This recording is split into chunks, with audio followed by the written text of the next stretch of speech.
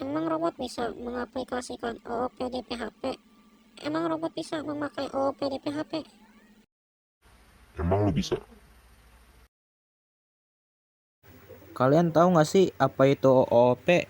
OOP atau Object Oriented Programming adalah pemrograman yang mengorganisir kode ke dalam kelas dan objek. Konsep utamanya itu ada kelas sebagai cetak biru, yang kedua ada objek sebagai instansi dari kelas, yang ketiga ada properti, itu variabel dalam kelas, dan yang terakhir, yang keempat ada method, yaitu fungsi dalam kelas. Nah, PHP itu juga ada beberapa jenis. Nah, yang saya jelaskan yaitu ada yang namanya pewarisan. Pewarisan atau inheritance itu adalah kelas anak bisa mewarisi properti dan metode dari kelas induk yang dipakai keyword extends. Nah, gimana sih maksudnya itu? Nah, ayo kita lihat tutorialnya. Nah, kita langsung aja di sini kita pakai compiler yang online aja karena my laptop lagi dipakai. Oke, jadi kita di sini mencontohkan yang namanya pewarisan. Jadi kita jangan lupa pakai yang namanya saat PHP ini sebagai standarnya PHP. Lalu kita buat class, misalnya kita tulis ibu. Terus kita pakai kurung, ini kurung apa ya namanya? Lupa, kurung kurawal apa kalau nggak salah. Nah itu pokoknya, terus habis itu kita langsung lihat public, nggak salah, public function, habis itu sifat. Nah sifat si ibu ini apa? Sabar ya, misalnya di sini, aduh tutup dulu. Nah, sifatnya di sini misalnya galak, kita tulis return set mana galak. Di situ jangan lupa pakai yang namanya titik koma. Nah, FYI aja ada 3 kelas di sini, itu ibu sebagai induk. Nanti kita saya niatnya pengen buat 2 kelas lagi tambahan. Ya itu nama kelasnya anak pertama dan anak kedua sebagai kelas anak yang akan warisi kelas ibunya. Nah kita lanjut aja di sini. Kita ini turunin, kita buat lagi namanya kelas anak pertama. Nah anak pertama ini dia pakai yang namanya camel case ya, jadi yang huruf P-nya ini yang besar. Oke. Terus itu sesuai konsep dasarnya pewarisan ada yang namanya extends ya kayak gini. Terus habis itu extend kan itu kayak buat mengambil sifat kayak gitunya dari function dari kelas induknya. Nah kelas induknya itu tadi namanya ibu, jadi kita tulis ibu. Aduh maaf typo, ibu. Langsung kita pakai kayak ini lagi, kurung kurawal. Ya kurung kurawal ini, kalau yang satu lagi kurung siku. Nah kita tulis lagi public function. Nah public function sifat lagi nih, sifat si maaf public function. Nah terus sifatnya si anak pertamanya ini apa? Nah maaf sifat anak pertamanya ini saya misalnya mau nyan apa ya, mungkin sundere itu kayak sifat yang galak-galak sayang gitu ke pasangan. Jangan lupa titik koma. Di situ kita buat lagi kelas anak kedua, kita buat lagi seperti biasa kelas anak kedua.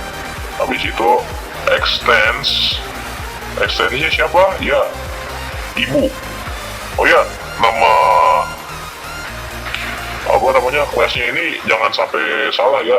Jadi huruf besar kecilnya itu harus sama persis sama kayak yang di awal ini, kelas induknya ini. Oke, kita lanjut. Habis itu kita bikin aja kayak tadi buka pakai kurung kurawal spasi, maksudnya lengkap. Habis itu public function, habis itu sifat, habis itu kita pakai buka kurung kayak gini, kurung biasa, habis itu kasih kurung kurawal lagi. Nah, kita tulis return ya. Habis itu misalnya sifatnya apa ya yang enak, kan tadi kan udah lemah lembut, berarti sekarang sifatnya yang maksudnya saudara, jadi sekarang kita yang lemah lembut. Kita tulis lemah lembut, situ kita titik koma, set, selesai. Nah, kita udah bikin kelasnya nih. Kelas itu kan cetak biru. Nah, kita langsung bikin functionnya, function keturunannya gitu buat manggil, kurang lebih kayak gitu. Buat apa namanya, method overriding. Nah, kita langsung aja bikin yang namanya function, aduh kurang ke bawah. Di situ keturunan, keturunan. Ini keturunan ini nama function ya. Habis itu ibu, apa namanya nih, kayak kelas ibu, terus dolar tuh buat kayak manggil, kalau nggak salah saya lupa. Habis itu kita pakai kurung kurawal lagi, sah.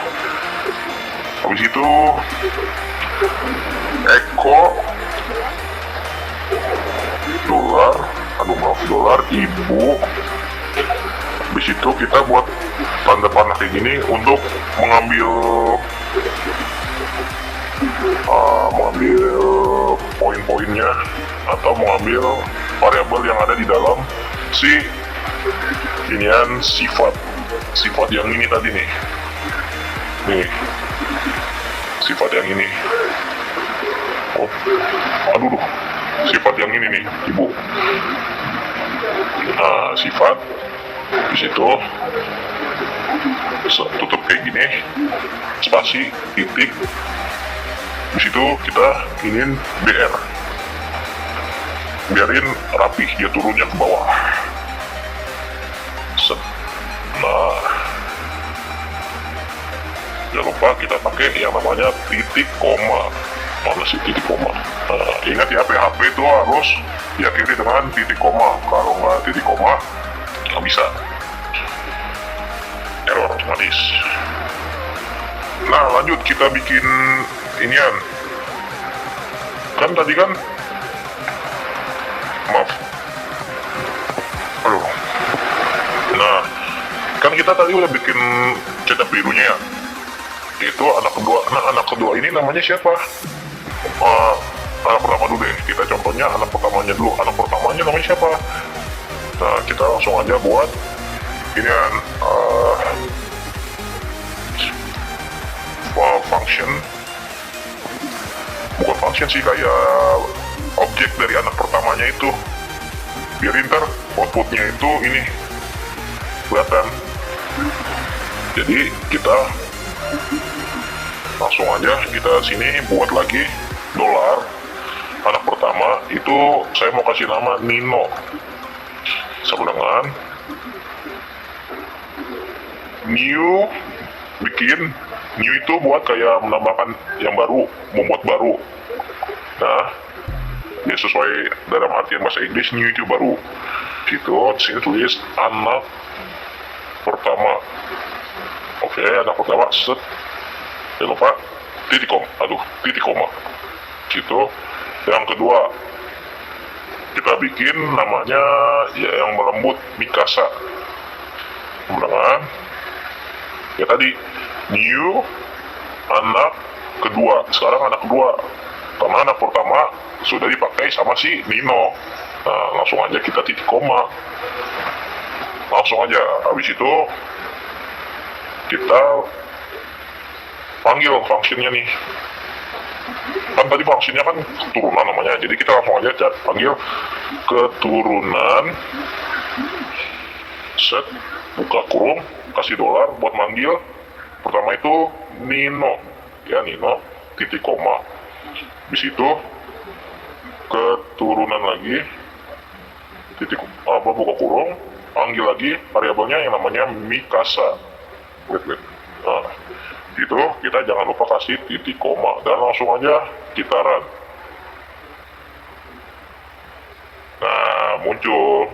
Tapi kok BR-nya kayak gini ya? Gak apa-apa. Mungkin karena saya online di buat ngodingnya ini, mungkin kayaknya nggak kebaca. Jadi ini dia hasilnya. Halo semuanya, perkenalkan nama saya Danova Rafif, dan pada video pembahasan OP PHP kali ini, saya akan menjelaskan tentang hal paling dasar, yaitu kelas dan objek. Jadi kelas dan objek itu merupakan konsep dasar dalam Object Oriented Programming atau OOP. Kelas adalah sebuah cetakan atau blueprint yang digunakan untuk membuat objek. Di dalam kelas biasanya terdapat atribut atau data yang disebut properti, serta fungsi yang disebut method. Sedangkan objek adalah hasil nyata atau instansi yang dibuat dari sebuah kelas.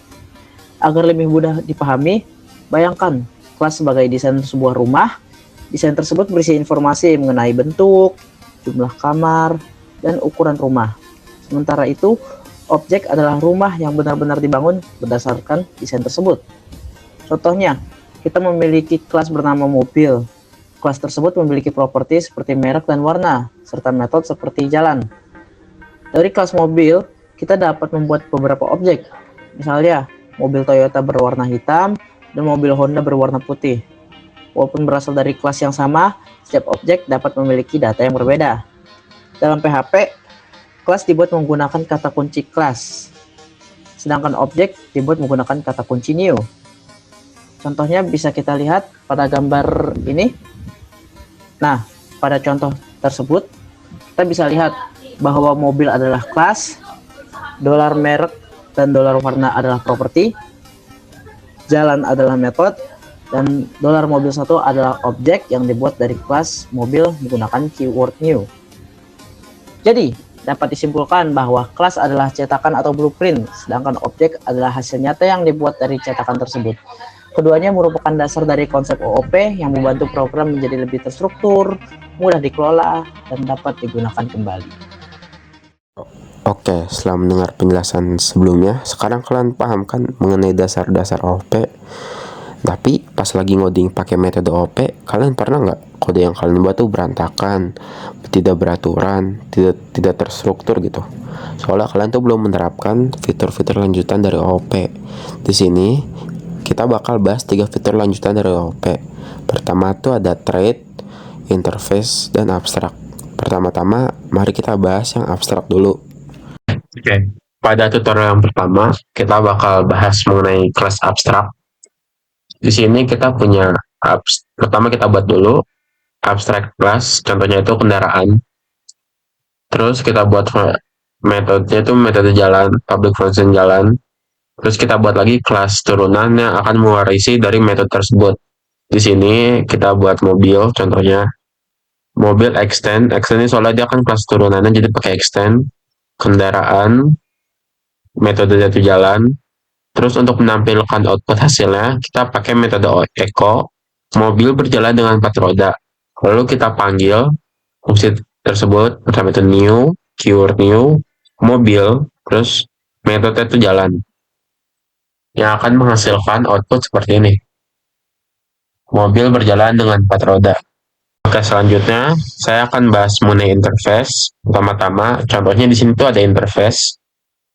Interface bisa terbang. Terus kita pakai metode itu terbang. Di sini nggak diisi apa-apa, soalnya ini tuh cuman berfungsi sebagai kontrak ataupun aturan. Kemudian kita membuat class baru burung, implementnya tuh bisa terbang. Terus kita tambahin echo buat outputnya burung terbang menggunakan sayap. Akhirnya kita panggil objek burung, terus metodenya tuh terbang. Selanjutnya hasil akhirnya tuh kayak gini. Burung terbang menggunakan sayap. Yang terakhir kita bakal bahas thread. Di sini ada contohnya tuh thread menyapa menggunakan metode halo. Nah, halo ini akan menampilkan output halo selamat datang. Lalu di sini kita punya 2 kelas. Kelas yang pertama itu guru dan murid. Kita menggunakan thread menyapa dengan keyword use supaya pada saat kita memanggil dua objek ini, mereka akan langsung menggunakan metode halo tanpa kita tulis ulang. Nah, contohnya itu ada di sini. Halo selamat datang, yang ini untuk guru, dan halo selamat datang, yang ini untuk murid. Oke, jadi kesimpulannya, abstract class, interface, dan thread merupakan fitur lanjutan dalam OOP yang memiliki fungsi berbeda-beda. Nah, pertama-tama tuh abstract class digunakan sebagai kerangka dasar yang bisa kita warisin ke kelas lain. Interface kita gunakan buat kontrak yang mewajibkan kelas pakai metode tertentu. Nah, lalu thread digunakan buat berbagi metode ke beberapa kelas tanpa harus kita ketik ulang. Nah, pakai ketiga fitur ini, kita bisa lebih gampang membuat kode, lebih terstruktur, dan lebih mudah buat dikembangkan. Sekian. Pertama, namespace. Di dunia ini banyak objek bernama robot. Biar komputer ini gak bingung mana robot pembantu atau robot perang, kita kasih folder virtual bernama namespace. Contohnya, namespace sektor domestik, jadi pas dimanggil gak bakal ketuker. 2. Autoloading. Dulu, tiap mau pakai file kode baru, kita mesti ketik manual require atau include di paling atas file. Capek. Nah, autoloading itu kayak asisten pribadi. Begitu kita sebut new robot, si PHP otomatis nyari dan ngambil sendiri file di komputer. Ketiga, dependensi. Sebuah mesin perakitan gak akan bisa jalan kalau nggak ada objek robot yang mau dirakit. Robot itu adalah dependensi atau kebutuhan utama. Nah, proses kita memasukkan objek robot dari luar lewat tanda kurung codingan ke dalam mesin rakit itulah yang dinamakan dependency injection. Terakhir, polymorphism. Perintah kodenya sama-sama manggil fungsi sapa, tapi pas kita panggil robot militan, yang keluar cuman laser. Pas kita panggil robot domestik, keluarnya kalimat meme. Emang situ bisa. Satu perintah tapi menghasilkan banyak bentuk respon. Oke, di sini aku Azam dan pada sesi kali ini kita akan membahas apa itu encapsulation. Nah, encapsulation secara bahasa itu artinya pengapsulan atau membungkus data. Bayangin aja nih, kayak obat kapsul di apotek. Di dalam kapsul itu ada campuran obat yang rumit, tapi kamu sebagai konsumen gak perlu tahu racikan bubuknya gimana. Yang penting kamu tahu, kamu tinggal minum kapsulnya. Nah, di dalam dunia coding, enkapsulasi adalah cara untuk membungkus data atau properti dan fungsi atau bisa disebut dengan metode menjadi satu kesatuan atau disebut dengan kelas. Nah, sekaligus membatasi akses langsung dari luas kelas. Nah, gitu kurang lebihnya. Nah, di dalam enkapsulasi itu ada yang namanya private, protect, dan public. Nah, apa sih itu private, protect, and public? Nah, pertama-tama aku akan menjelaskan apa itu public. Nah, public ini analoginya itu kayak halaman depan rumah atau nomor telepon rumah. Nah, siapa saja yang lewat atau kanal bisa melihat dan mengakses langsung. Nah, aturan dari public ini yaitu bisa diakses dari mana saja, mau di luar atau di dalam itu bisa. Nah, baik dari dalam analogi codingnya itu bisa diakses dari mana saja, baik dari dalam kelas itu sendiri, dari kelas turunan atau inherence maupun dari luar kelas. Nah, begitu analogi gampangnya mengenai public. Oke, di sini aku sudah membuat program simple PHP yang dimana aku akan menjelaskan codingannya apa itu public dalam encapsulation. Nah, di sini kita sudah bikin yaitu kelas yang bernama rumah. Lalu di dalam kelas ini berisikan properti yaitu warna cat, isinya itu hijau, warna catnya itu hijau. Nah, sini aku bikin peraturan yang dimana properti ini kita boleh akses di luar kelas. Maka aku akan tambahkan di sini adalah public agar bisa diakses di luar kelas gitu. Nah, kalau udah bikin kayak gini, tinggal kita bikin penyebutnya. Maka di sini kita bisa bikin rumah Budi sama dengan new rumah atau dalam kelas rumah ini. Nah, maka kita bisa langsung print Eko rumah Budi, kita hubungkan dari properti yang pertama warna cat ini. Maka bisa dong outputnya warna hijau karena aku sudah setel peraturan di dalam peraturan properti ini yaitu public. Maka dia itu bisa diakses dari luar kelas. Itu teman-teman untuk dampaknya mengenai public ini. Oke, selanjutnya kita masuk ke protected.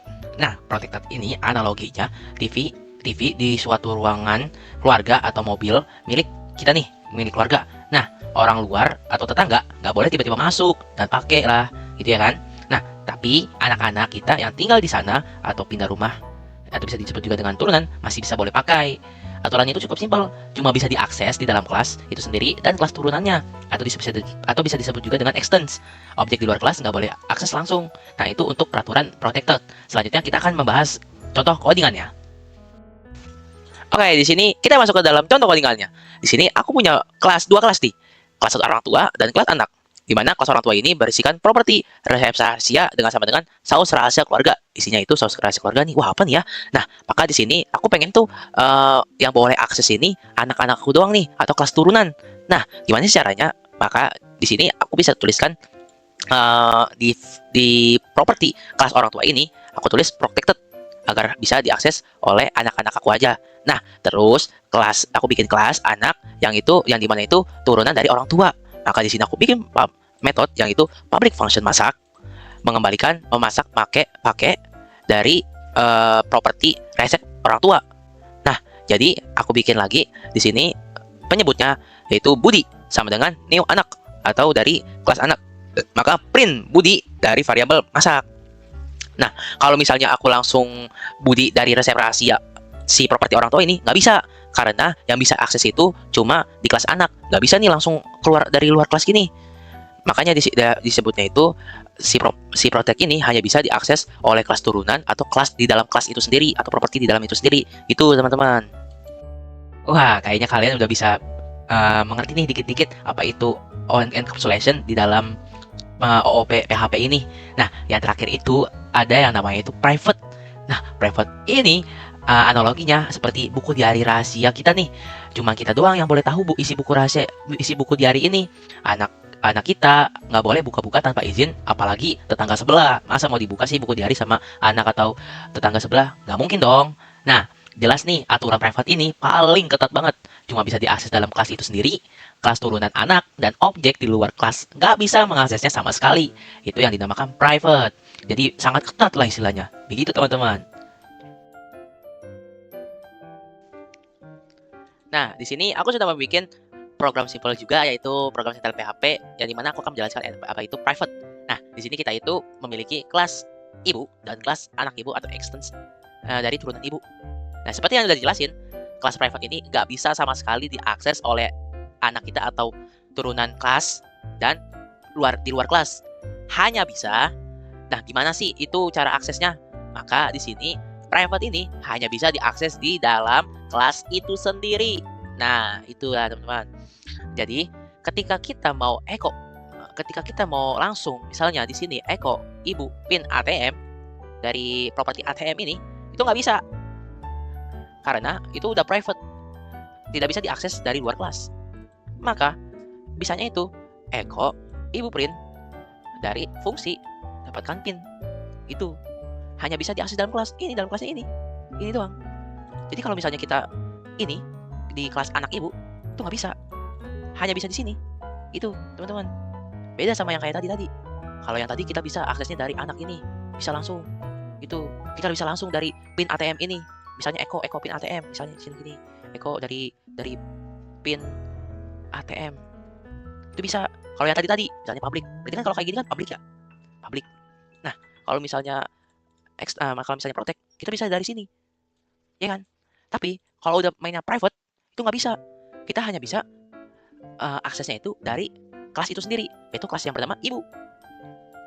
Nah, begitu dah teman-teman istilahnya. Cara memahami kelas. Jadi kelas itu hanya bisa diakses di dalam kelas itu sendiri. Ingat teman-teman, hanya bisa diakses di dalam kelas itu sendiri. Itu. Dapatkan pin. Makanya bisa. Maka outputnya akan menerima pintu resmi dari method public gitu. Bisa mengakses dari method public, pokoknya bisa mengakses lewat pintu resmi. Gitu teman-teman. Oke, sekarang saya akan menjelaskan apa itu construct, destruct, get, dan toString beserta codingannya juga. Nah, yang pertama ini ada construct. Construct itu gunanya apa sih? Nah, construct itu kita bisa pakai kalau kita ngebuat objek atau suatu program, ya bisa disebut objek. Nah, objek ini misal kita buat dua, kucing atau singa. Secara simpel, kucing itu kan mengaum. Singa itu kan mengaum dan kucing itu mengeong. Itu bisa disebut construct karena dari awal objeknya itu udah punya atributnya sendiri. Nah, aku punya program, punya codingan. Di sini aku misal jangan pakai hewan tapi pakai hero kayak karakter game. Kita buat nama sama level. Namanya itu ada amba.